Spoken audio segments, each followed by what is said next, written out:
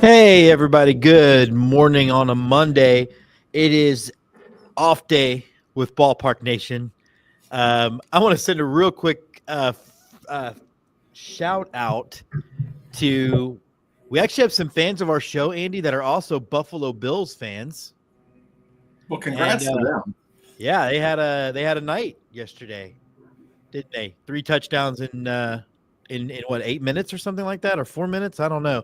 But M Hatter 106, I don't know if he watches live or if he just follows up later on, or if he quit watching when we lost our third host. I don't know. But either way, congratulations to them.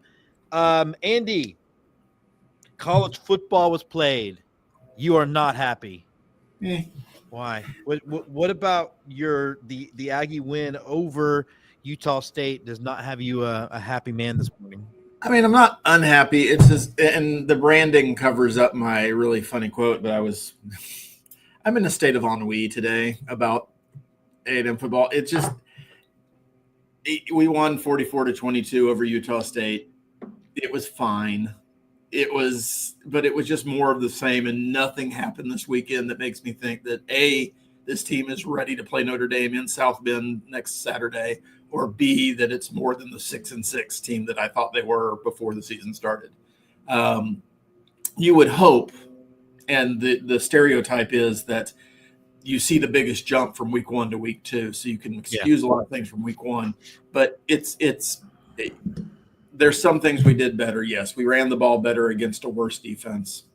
The game was never really in doubt, despite the fact that it was only a 22-point win.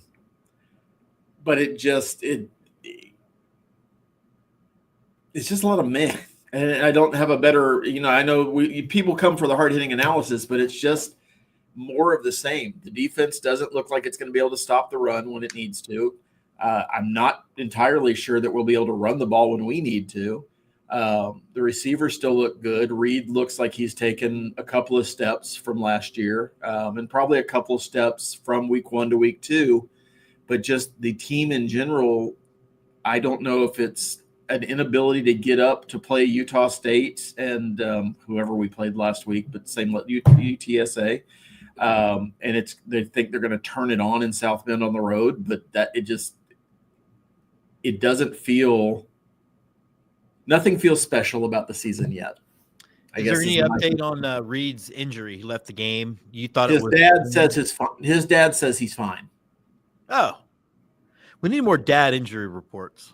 Well, dad and Twitter is a good combination for getting information that you need to get. Elko doesn't have his press availability until this afternoon or lunchtime today, so I'm sure we'll get an update then. But according to Mr. Reed, Marcel is fine. And so I think right now ESPN has Notre Dame as like a 5 or 6 point favorite. Does that feel right? It opened at 6.5. It got down to 6 pretty quickly because A&M fans are A&M fans. We're going to try to bet. It would surprise me if Notre Dame doesn't cover at this point. It's going to be kind of a slog, I would guess. But nothing about what has happened so far in the season has me enthused about what's going to happen on Saturday. Yeah. It looks like it's back up to 6.5. So, all right. Interesting. Well, I guess obviously too, it being a true road game and Notre Dame having had 2 weeks to prepare probably doesn't bode well for your confidence. Well, and A&M broke the streak last year of some ridiculous number, like 4 years without a true road win. I mean, literally 4 years. They broke that streak against Florida last year, but they still weren't a great road team, and I don't see anything that's just making me think they're going to be dramatically better this year. So I am fully still in wait-and-see mode, but I have not been pleasantly surprised about a lot. Man, so Texas A&M and University of South Florida have things in common. Yeah. That was a pretty dominating win, and it doesn't really show up in the scoreboard, but it felt like South Florida controlled that game the vast majority of it. I know that Billy Napier had a turnaround after kind of they played you guys, I guess, last year. Mm-hmm. They won a few of their last games, and it looked like they had righted the ship. And they've got DJ Lagway as their quarterback, so all's right in the world. But I really don't know how Napier still has a job. Yeah, and that of course will be Texas's first big. Texas will be that'll be Texas's next big test. UTEP, the Miners notwithstanding, coming up this weekend. I think Texas is a 41.5 point favorite, but I mean, the only reason UTEP is the worst of the UT system schools is because UT International doesn't have a football team. Yeah, but what about UT Rio Grande Valley does now, baby? What level are they? Tarleton State level? I don't know, but the Vaqueros. Well, I mean, yeah. Honestly, that's what the Houston Texans should have been if they had not been an unoriginal pile of crap when they named their team. Yeah. I know that sometimes some people accuse Houston of wanting to be Dallas. We didn't have to be Dallas in that way. I like that justification, though. Well, the Dallas Texans were a thing in the 60s before the Cowboys, so that's okay for us to do. Yeah. And yet it wasn't. And yet you pissed away a perfectly good uniform design with a stupid name. I mean, I'll be honest. That's a top 5 helmet. The Texans helmet. That's a top 5 helmet. The name is. This is going to be the extent of our NFL talk, folks. It's a fashion. The fashion. Hey, we've had Bills talk. You got a little bit of Josh Allen talk. You got a little bit of fashion talk, and evidently somebody spit on Dak Prescott. That's about. I don't know. Obviously, Arch Manning looked much better from our perspective, and I don't think. I saw a really good tweet from Robert Griffin III, who is no Longhorn lover, who said, his numbers were good against any opponent. That they I think he put up something like 5 touchdowns or 4 touchdowns in like 8 minutes or something stupid like that. So 5 minutes. There's 5 minutes of actual gameplay. Yeah, I know. At one point, it was 4 passes for 4 straight touchdowns. Some of them, what I was impressed by. Because we talked about this on the show Friday, it wasn't like they were wide receiver screens that got broken for big yardage. Yeah, the one play was 80 yards, but 40 of that was in the air. So it did look like he threw the ball well. It also looked like, and I think, I understand the hesitancy to really want him to run, but I think he thrives on running and getting hit because he pops back up and he's got energy. And he was fired up after his touchdown run. And I think, to quote Leo from the West Wing, you just got to let Bartlett be Bartlett, or maybe let Manning be Manning. This Manning. Don't make him be the other Manning. Maybe that's the problem with Sark, is he forgot which Manning he has. Sark can do no wrong when you guys win. Arch has his own skill set, and, he is, as they keep mentioning on the TV broadcast, the son of Cooper, not Eli or Peyton. Actually, they also keep mentioning, and he gets all his athleticism from his mom. From his mother. My wife, Jess, was in the kitchen about the 3rd time she said, "Good God, it's the roommate thing all over again."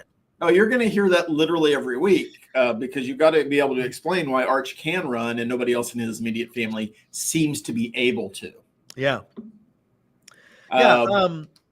I think Texas. I think it was a good next step for Arch. He obviously had a disappointing season opener in a lot of different respects, and I think a lot of that was on him. I still think there is an ungodly amount of pressure on his shoulders that isn't exactly fair at this point in his career. That the national media, the fan base, a lot of people have put on him, but that's part of the gig, I guess, when you sign that NLI with the University of Texas. And your last name happens to be Manning. Yeah. Having said that, I think there were still some gaps that prior to those 4 touchdowns and 4 passes, that there were some questions about what he was doing and what he was seeing and why he wasn't seeing things fast enough. Yeah. Things seemed to click, and then there was a whole lot of nothing for a period of game after those 4 touchdowns. No, totally. Yeah, he needs to You So it cannot becomes now a consistency thing. How do you get more of that 5 minutes and less of the other 20 minutes that he played? Yeah, because he kept kind of checking. I wouldn't say he checked out. The offense lost energy. Sure. That's the best way to put it. They checked out that game easily. Well, I mean, to the point that you and I were texting, and Arch played 3 quarters. To me, that's 1 quarter too long. He should have only had to play 2. But when you are inconsistent, you have to play 3. Yeah, and that's the rub, right? He's only going to get better with reps. So as much as you'd like to, and next year, if you're still having the same conversation that the games are close enough and he's inconsistent enough that he has to play the third quarter of what's basically an exhibition game, I think then there's some more questions. But I think those questions start coming down to Sark, because this is, from my vantage point, the second all-world quarterback in a row that you guys have had that seem to get off to slow starts in games. And so at some point, it's not the talent at quarterback, it's the play calling and game planning. Because those first, 15 plays are scripted? Yes. By and large. So if your quarterbacks are consistently getting off to slow starts in games, is the game plan right? Is Sark seeing the right things that he needs to see? Is he just fine with a slow start because he's setting his team up to get better as the game goes on, or setting up the other team to see things that aren't going to be there later? I don't know, but it's an interesting question, because it's fine to have a slow start against the teams that you guys have played so far. Mm-hmm. It becomes less fine when you go to the Swamp, when you play Alabama, when you play Georgia, and whoever else is on your schedule this year. I haven't looked. I know it's the same schedule as last year. Anyway, it's just that to take that next step, that's going to be something I think the team has to kind of look, and I think Sark has to kind of look at himself and is seeing, do I have tendencies that need to be changed a little bit? Well, I think to again put Arch Manning in the offense in the best position to win the games, because your defense is going to keep you, from what I've seen so far, the defense is going to keep you guys in all your games. Yeah. No, I agree. And I think, I hate to repeat things that are easy to be said by idiots on Twitter. So that's You're usually welcome. one of my filters. But I do wonder if, we've talked about this before offline, is the job of being the head football coach at the University of Texas too big to also be the play caller? And part of me wonders if game planning and everything else is great, but I wonder if sometimes in the moment, I don't know how it's something just like, to your point, kind of feels off. And it feels like that's the reason why the offense has been slow, not just because Arch Manning's not apparently getting his feet in the right position when he throws. Yeah. I mean, you would like to think, is Sark also more or less, I know you probably have a guy in the position, but the quarterback coach? Yes, I believe so. So that becomes a problem, and I'm not comparing Sark to Jimbo Fisher. So please, Longhorn fans, I don't need the hate mail. But it becomes an issue of, I don't know that you can objectively manage the things like the mechanics of a quarterback's throwing and his footwork, and also worry about scheming, game planning, and calling the game simultaneously. Because I think those are different areas of focus, right? So Arch's footwork and mechanics and all the things that make him, beyond his natural talent, a superior athlete at that position have to be refined. And I think you need somebody full-time staring at those refinements and paying attention to those things. I think that's almost counterintuitive to also calling plays. Yeah. Yeah. And so if you want to be the head coach and the quarterback coach, I think those things line up a little bit more, because the things you're talking about doing for a quarterback would be more during the week and the game happens then. But during the week, the offensive coordinator should be coming up with the game plan. They should be picking out sets of plays that are going to work best against the opponent and picking them out film. And I just don't know that it makes the most sense at this level of program for one guy to have that many keys to the kingdom. Yeah, I completely, you've articulated what I 100% agree with you. And what I don't want to see happening is wasted opportunities because we see the pattern of it a lot where those changes aren't made until it feels like, oh, you've entered the world of hot seat. And so now you will make the change because that's the next stage before the university. And I'm not suggesting at all that Sark needs to be anywhere near the hot seat. No. At all. I mean, I think that you gave Mac Brown 10 years to win something. I would think that Sark deserves at least that. And I would say that 10 years starts last year when you joined the SEC. So I'm not saying that at all. It does seem like it's hard to be this innovative play caller when you're also worrying about everything else. I mean, and I think that's the other part of it. The everything else is a big job at a D1 school that is in the stratosphere that Texas is, that A&M is to some extent. And I'm not talking about wins and losses. So again, calm yourselves. No, but it's a big. There's a certain tier of football program that the head coach job is a bigger job than at other tiers of a football program.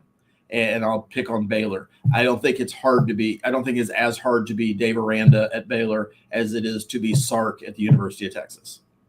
No, I don't think people fully understand, and I don't even know that this is the same as it is at Texas and at A&M versus, say, at Ohio State, where I don't think people fully understand the buy-in that these two programs get, to the point that the minute they smell any kind of success, you've got a zillion people wanting to, like, just the managing of all of it around it. Yeah, it's a whole skill set in and of itself. And Charlie Strong, big swing and miss was, I don't care about that stuff. I'm just going to worry about football.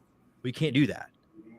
Well, and Sark doesn't even have he doesn't even have the responsibility of putting on a cooking show or a pet show or a fashion show, whatever the things he would have had to do with the Longhorn Network as part of his contract. Yeah. So they've at least taken that away from him. They have. I will say, though, we've done a really good job of avoiding our baseball team for 17 and a half minutes. Well, our baseball team has done a really good job of avoiding playing baseball for 3 games, and really since the All-Star break, and really since July 1st. So, hey.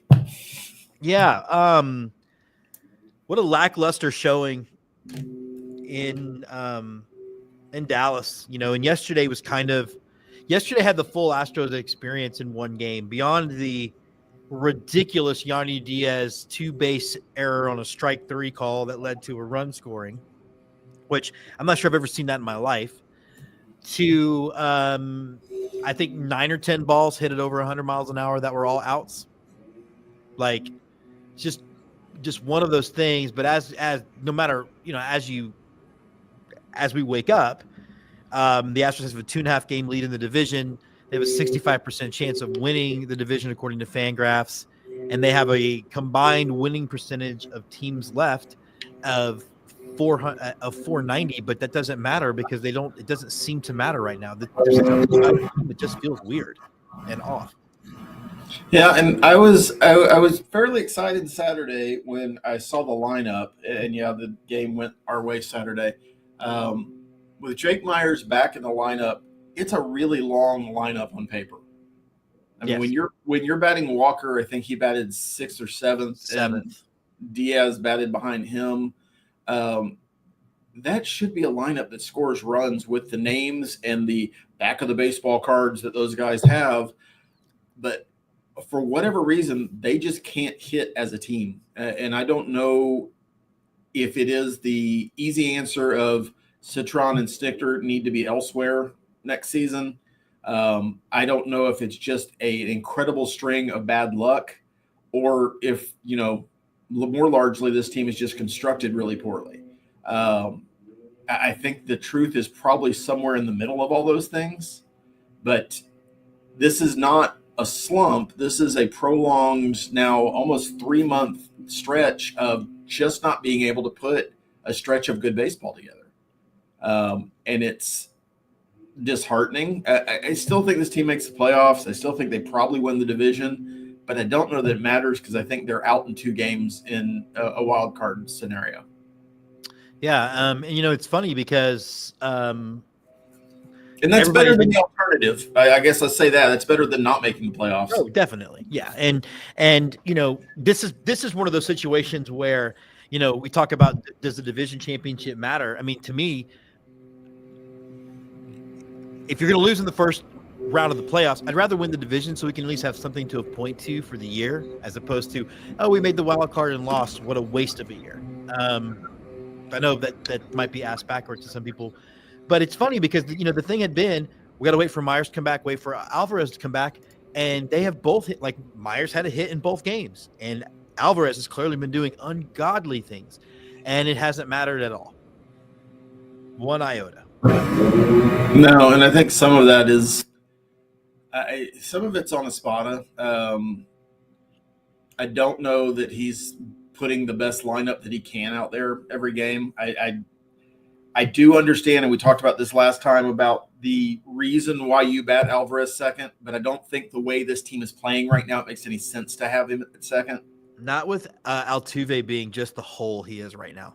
Well, and Correa is not much better. I mean, they're both. Correa is certainly better than Altuve has been because Altuve is on one of his godly cold streaks. 8 for his last 70. Yeah. The thing about Altuve is he could wake up tomorrow and have a 3-hit game, and Definitely. All's going to be right in the world. And usually you can watch him and see when it's coming. I haven't seen that yet. But well, he hit the ball hard yesterday. He had 2 really hard hit balls. So whatever. And this team makes no sense, so it absolutely could go into Toronto and win 2 of 3. Or it could get swept. I mean, there's any variety. But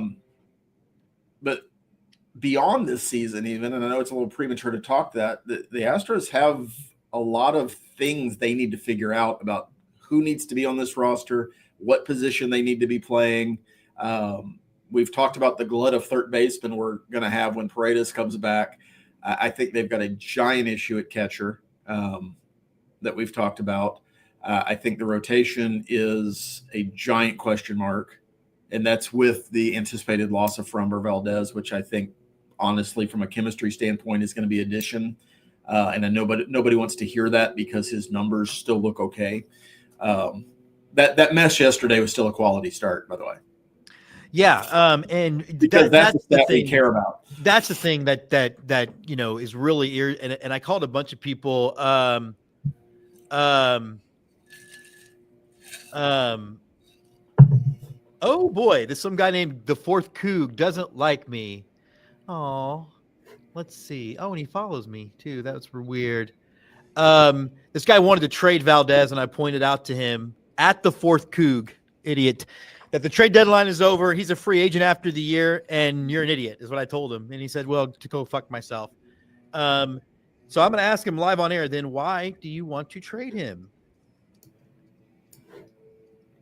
Anyway. Also, how are you and how? Then that's the thing. But I guess that's better than DFA because that's usually the refuge, right? Yeah. Just DFA him. Just DFA him. That'll show him. So my whole thing is the infighting is so bad that all of these people I cannot believe you're blaming Valdez for the loss yesterday. I don't think a single person is, but I think but you cannot look at the last 6 weeks. Valdez has not only been ineffective, he's actually been, I think, a drain on the team. Just because he pitched kind of okay yesterday, which, by the way, is way lower than his normal standards. Well, I mean, the first run wasn't on him. Like we mentioned, that's on Yiner making baseball history. So congrats, I guess, to the Diaz family. Because that first run, that's not it. Framber did everything Framber needed to do. But he melted down in the 6th, had way too many hard hits right in a row. It resulted in Jake Berger becoming an all-star because evidently he's going to be our new Fernando Vina, the guy who hits against no one and decides to just own the Astros. Chris Davis, I think, is another one of those. I think we could all list the Astros foes that we think are like that. Espada didn't seem to want to go do anything about it. And I would think with Framber's recent history, after those 2 first hard hits, maybe go talk to him. Maybe send out one of your 2 pitching coaches to go have a word. Maybe send out Cesar Salazar to spit on him. I don't know, something. But it's like everybody's afraid to manage Framber. I don't think the blow up last week was necessarily a new thing. I think, yes, hitting your catcher on purpose, whether or not that happened, but whatever you want to believe, that's not a normal thing, and that hasn't happened a lot in the past. But I think there have been a lot of things like that Fromber is in the middle of that get glossed over because his performance has been above average for most of his time with the Astros. And I think now that he's not as much a above average pitcher, it gets tolerated less, and I think it becomes divisive in the clubhouse. And in baseball, where chemistry is just as important as the numbers, I think he's a drain on the clubhouse. I think he's a drain of resources. I think that it is. I am sure the players, like most of the fan base, watch a Fromber start and go, "When is it going to happen?" And by it, I'm not meaning something good. I mean the Fromber inning, where he just blows up and everything goes bad. My thing is, we say all the time that the one thing about a manager is managing the clubhouse, and I don't think he's doing it. And you and I don't like to play the sources game, and we don't like to play that we can hear things, but we do hear things every now and again. And this your hypothesis that this has been a recurring problem and an issue with Fromber is correct based on things that we've heard. And there is for this team to be as inconsistent and as lifeless as it seems to be. We can only say seems. We're not psychologists, and we cannot diagnose somebody through a screen. But compared to what the talent is on the team, something has to be wrong that we're not seeing, and that thing is probably in the clubhouse. Yeah, and I think that's as much crap as this fan base gave Dusty Baker on his way out the door. The rap on Dusty when he became the Astros manager is he's going to win a lot of regular season games, but then he's going to choke when it's important in the playoffs. And he finally had the talent to outlive some of those tendencies. But that thing about winning regular season games is still a real thing. And I don't know. And from that perspective, we've taken a downgrade in manager. And I like Joe Espada. I think given enough time, he's going to be a perfectly good manager. But I think he is learning on the fly. I think the Astros did him no favors by keeping all of Dusty's old coaches, and then B, not putting a really experienced, maybe even former manager as his bench coach for somebody to be a sounding board for him.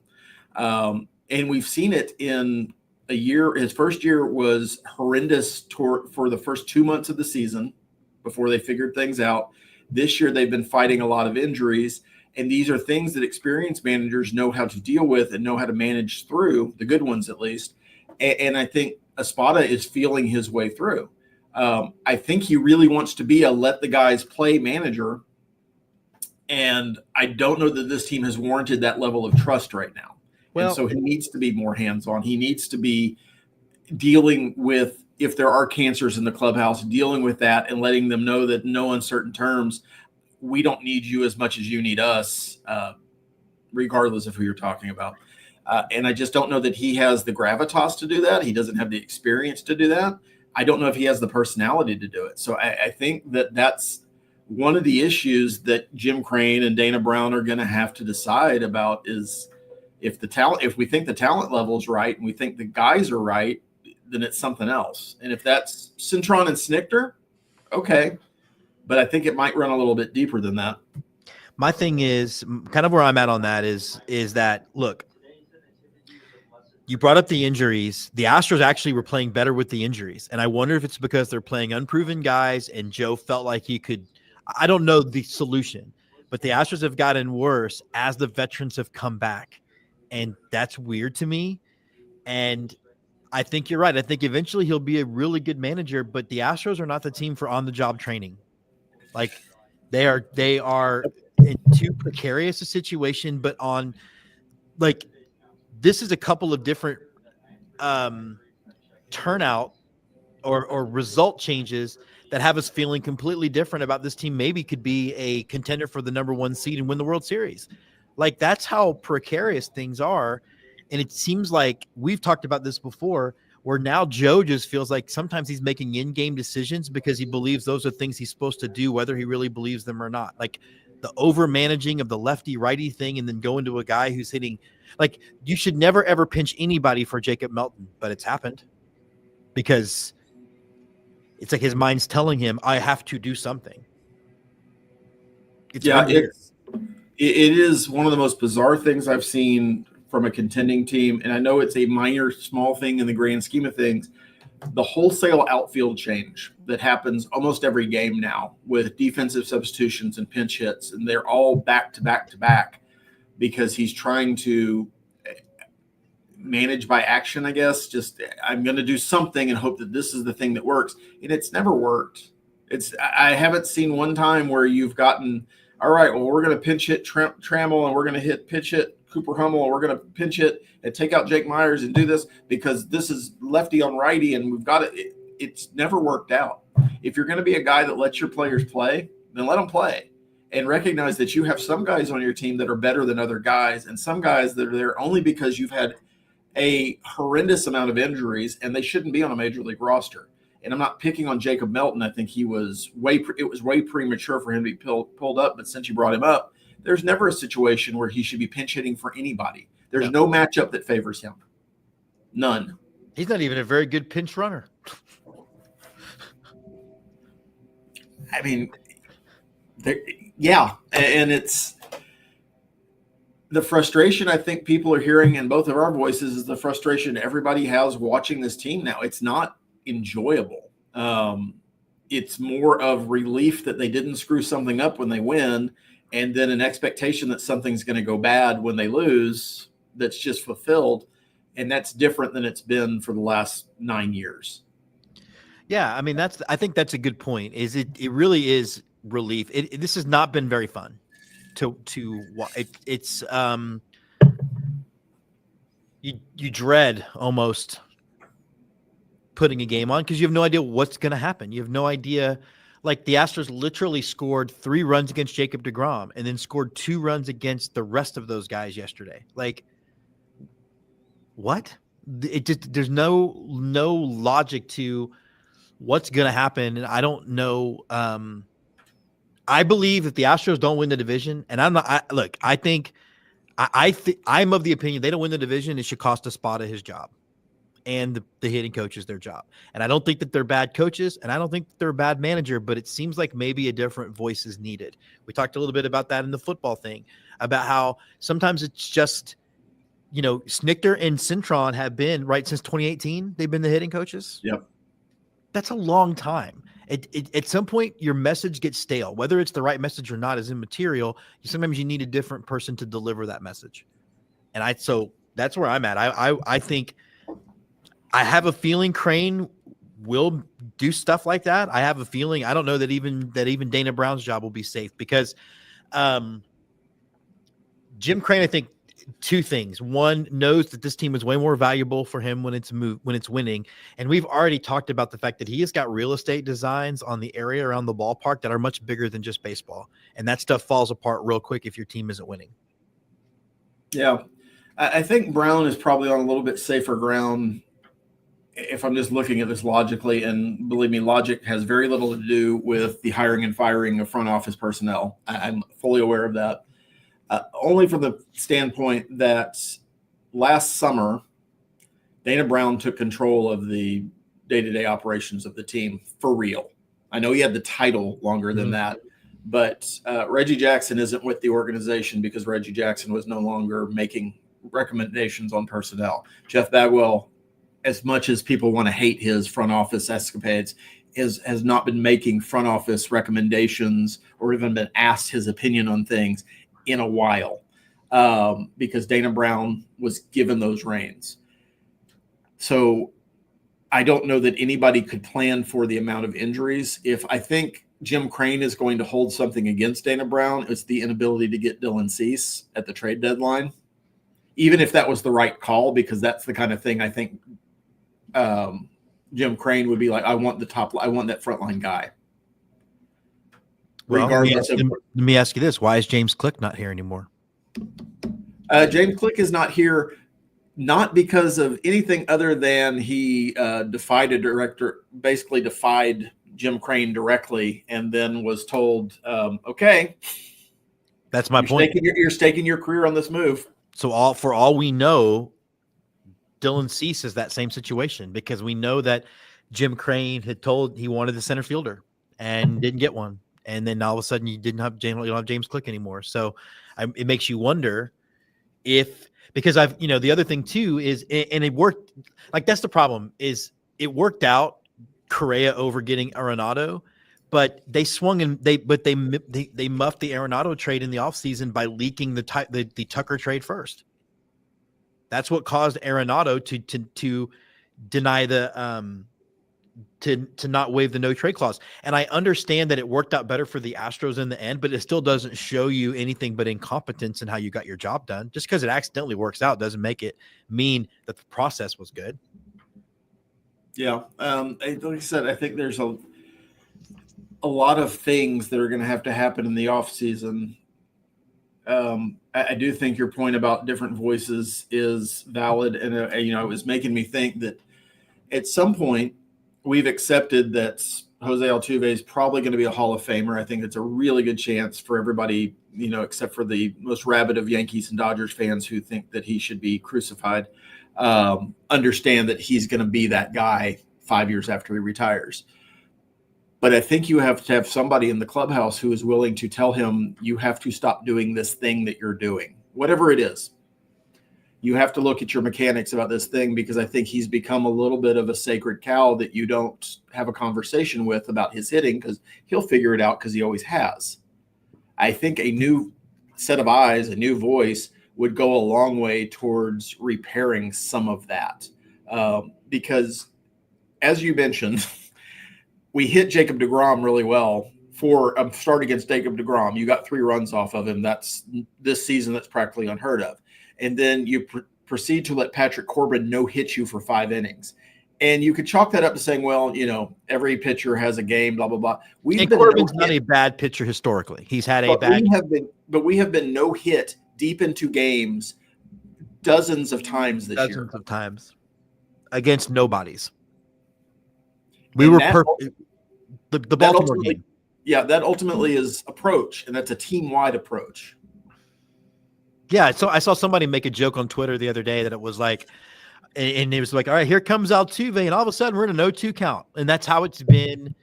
I mean, for everybody, and it does, like, a fresh voice is a good thing, and I don't think, again, I don't think you can look game to game and say, oh, they lost because the hitting coach sucked in that game. But you can take a step back at a season and say, okay, well, they said they were going to fix the approach in this way and that way. And sure, Paredes got hurt. But I was assuming fixing the approach wasn't just bringing new guys in. It was also coaching the guys you have to have a different approach.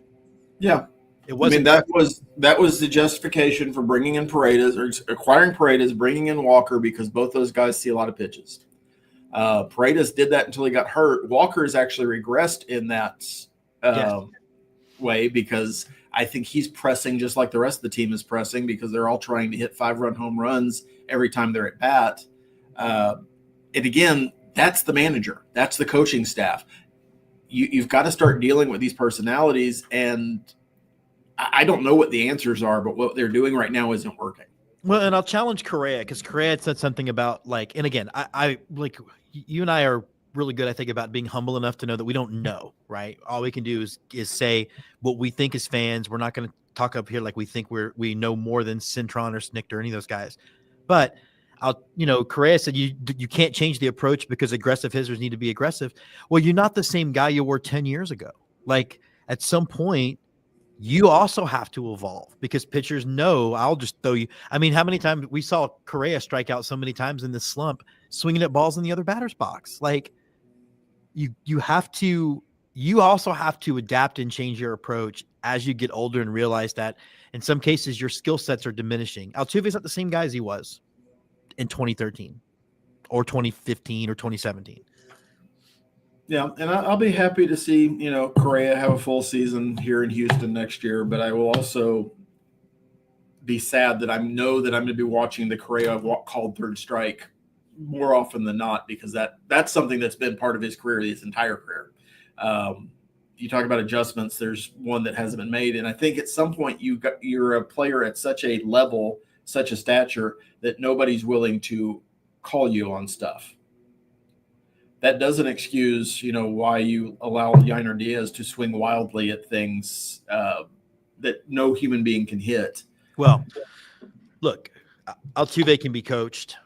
Correa can be coached. Yainer Diaz can't be coached, because that's been his problem for 3 consistent years, and it hasn't changed. And so I think you talk about decisions that'll have to be made. I think you do have to move away from Yainer Diaz as your catcher. You get what you can for him on the trade. Somebody will trade you something for him. And I think it also might mean trading Walker and moving Paredes to first base. Like, he is, he's in that territory for me of Jeremy Robertson. Jeremy Robertson was a forgettable pitcher, but he managed to win 18 games one year for the Astros, and he was immediately traded. And so I think what you're going to see is the marketing of 20 home run hitter Yainer Diaz, not horrible catcher and positionless player Yainer Diaz, because that's how Dana Brown is, or whoever's the general manager, is going to have to sell him on that, because it's not like other teams don't know that he's a man without a place to play. Yeah. But then that opens up a whole new world of questions, because the Astros, if that move was to happen, Cesar Salazar is your starting catcher based on who's in the organization right now. Which I wouldn't have a problem with necessarily, but even he can't catch every day. No. I mean, I think you have to re-sign Carantini. I mean, that's the hope, but it's a series of moves. It's a series of moves, but I would rather have look, the problem with Yainer Diaz is he's not good at any of it. If he was a consistent offensive presence and couldn't catch, then that's fine. Then you live with shit like yesterday, because he's going to hit consistently. But he's not doing that. So I would much rather have a good catcher that can manage a pitching staff, that doesn't let balls go through his legs like it's nobody's business, and then occasionally runs into one. I mean, than what we have now. So I would much rather that than – I'd much rather have Maldonado in 2023 than I would rather have Yainer Diaz today. I am of a certain age, but I was never unhappy when Brad Ausmus was our catcher with that position. Oh, so he was handsome. Well, I mean, he had a fantastic ass. So if you brought a date to the ballpark, you had that to talk about. But no, never had an issue with the catching position, even though you knew you weren't going to get diddly squat offensively out of it, because everything else that position requires was handled. Yeah. And handled well. Maldonado gave you some of that. Yainer Diaz gives you none of that. He gives you nothing.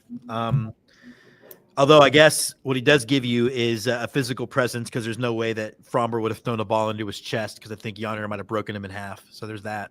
I'll tell you what he gives you. He gives you 15 to 20 minutes to fill the show with every week. So that's – he does.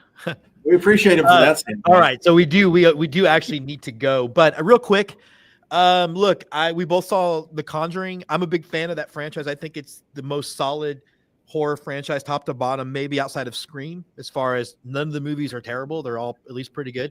Overall, what were your impressions? I liked it. I think it was a nice wrap up to the series, if that's truly what they're going to do. I know that's the word, but money talks, and they made a lot of it. Well, they made a lot of it, and they also left it in a certain way that you could have a next generation doing things if you wanted to. I don't think that's where they're going to go, but certainly could be a thing. You added a pretty dynamic actor as the son-in-law that had a kind of a bit role in the movie. But no, I think it was a good telling of the Schurz case. Schurz, I think is how you said the last name of the family. Mm-hmm.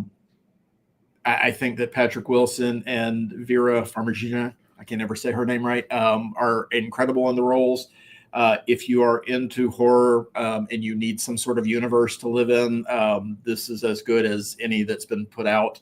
But I think it was a nice wrap up to the franchise. Yeah, and I think what you're going to see with the plans right now is you'll see more movies that are offshoots of that franchise. I know there's another Annabelle movie in development and probably another movie in the Nun series, but they are saying that the Warrens are done, retired. Well, Finished. and yeah, and and it was good. That's probably right. Because I think they've covered all their famous ones besides Amityville, which they can't really get into. Although they did in the closing credits scene give a nod. They walked a little closer to that copyright line than they had before. Yeah, and if you like fan service, there were a lot of people from the first 6 movies that made appearances, mostly at the wedding. I was missing Peterman though. Hey, Peterman. I assume he died. You assume he did something. Yeah. All right. Well, that'll be it for us until Friday, Andy. Hopefully, we'll have a bigger thing. I think also too, the Mariners are going to be playing a pretty hot Cardinals team. They've won 7 of the last 10, and for as much as we look at the standings, and the Cardinals are 18 games behind the Brewers, they would be 3 games behind the Astros if they were in the division. So. Well, it's a division. The AL West is a division nobody wants to win. So, I mean, that would make sense. Yeah. Again, Fangraphs has you at a 65% chance of winning the division. So, until next time, I'm Jim Christopher saying to Tom Chesson, gig 'em, hook 'em, and go Stros. We will be back on Friday.